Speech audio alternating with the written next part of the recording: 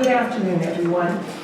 This is a sad and a joyful time. It's all in the same, rolled up in the same package. And my good friend Pam has gone on to greater things. And I thought that she couldn't have gone on to anything much greater than actually making this building happen. She was a significant mover and shaker to get this building out of the school district's hands, which school district board of trustees hated this building, into the city's hands, in which many of us love this building. Not all of us at that time, but the number of lovers of the old Moscow High School and now the 1912 Center and Heart of the Arts Incorporated, the management organization for this building and the organizer and planner of things wonderful in and around this building. Those folks came together and made this happen. But it's really about the challenge and the intelligence and the inspiration and the creativity of people like Pam that made this happen. Talk about Vision 2020. I did a little bit of Googling today, and what I got out of that when I included Pam Palmer's name was a whole bunch of stuff that just took me back through about 20 years of really moving, interesting activities that Pam was central to. Her elections, that unfortunate last one that was a failed election. We didn't like that one, but the other two were just great. And things like commenting on a business park. Do we need a business park? Are there other places to park your business? I think so. The public spirit of people like Pam. The idea that we needed to pull people together, give them an opportunity and a way to communicate with one another, and to make the kind of future they wanted here in Moscow. You heard some of that from people who spoke at the park. Paradise Creek was one of the things that she talked about. The whole issue of growth in the city of Moscow. Should it be cancerous? No, absolutely not. And that was a theme throughout her life. Cancer was a bad thing, universally. Things like recreation. We needed to have new ways to pull together and have fun together. It's very important that we have a community center, and Pam was right there working for it throughout her time on the council and afterward.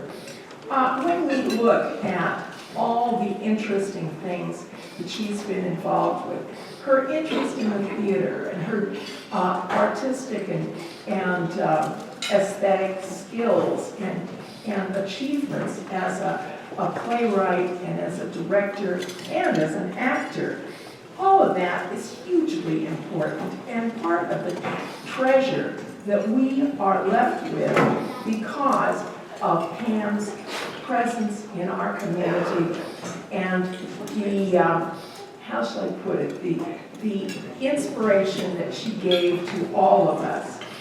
I think, well, let me put it this way.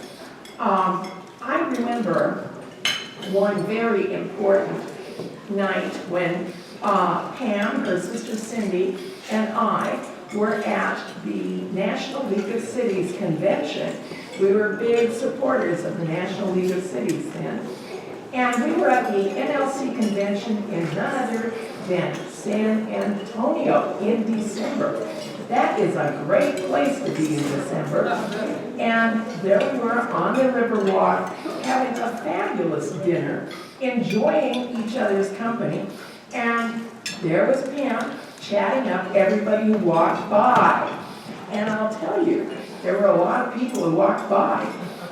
I am amazed when I recall the fun times with Pam on the city council. Those council retreats were special because Pam always brought something new to the party, something exciting, something that we hadn't thought about, something that would be really, really wonderful for the city to take up.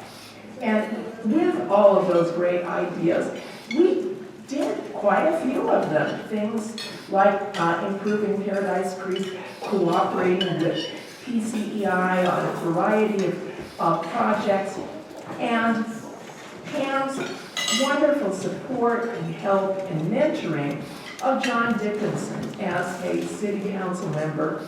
And frankly, I think she was hoping he would look at the mayor's position or maybe running for the legislature. So it was a special loss and tragedy for John's early and premature and unfortunate demise over there on that Oregon highway. Pam was always community-minded, shuffled the many roles that she had as mom, as city council member, in politics, in the environment, in theater, all of those roles. She did so beautifully. And I think that the thing that encapsulates her for me is just an indefatigable spirit of optimism. That's what she was about. And it's interesting because I had thought of those words before I looked at her sister's obituary. And Cindy was describing that exactly same way. And I thought, boy, isn't that just right on the money. Bill and Evelyn raised daughters who had that indefatigable spirit of optimism.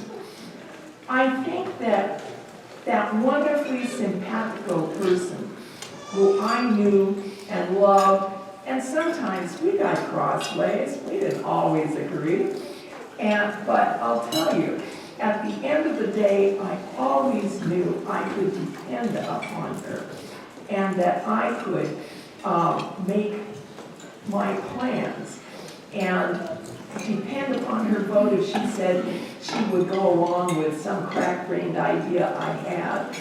She would be there for me. And that was a benefit that I remain thankful for to this day. I think that it's very important for you to hear a few of her own words that she wrote back in 1995. I do like the idea of neighborhood centers where services are made available to residents, enabling them to reduce their need to travel across town for a bag of nails or a gallon of milk. Is there anything inherently wrong with having places of employment also being in neighborhood centers? Or should we all commute to Pullman or to Moscow to be employed at one of the universities? Aside from the financing question, which obviously needs more discussion, I think the idea of a business park is worth pursuing because maybe there's a benefit to others in the community besides the economic development community. I feel strongly that the council needs to look more carefully at growth issues than has been done in the past, particularly surrounding large annexations and developments and the stress they put on our water supply and infrastructure needs. When I looked for a place to live, I eventually found a community that gave me both qualities I wanted: a job and that same sense of small-town community that I remembered when I was a child. No, I was not born in Moscow, but all my children have been born here. This is our home. I wish to retain the qualities of Moscow that make Moscow a good place to live. Most importantly, I wish to remain an open and questioning mind when it comes to issues that appear to divide us as a community. Love, Pam. So I encourage you to take those wishes and ideas to heart. I encourage you to think about the magnet she was to men and women across the community, to children who were in her grasp and her ambience. I encourage you to think about the extraordinarily wonderful spirit and that indomitable, indefatigable sense of optimism that was Pam Palmer, my friend. Thank you so much for listening.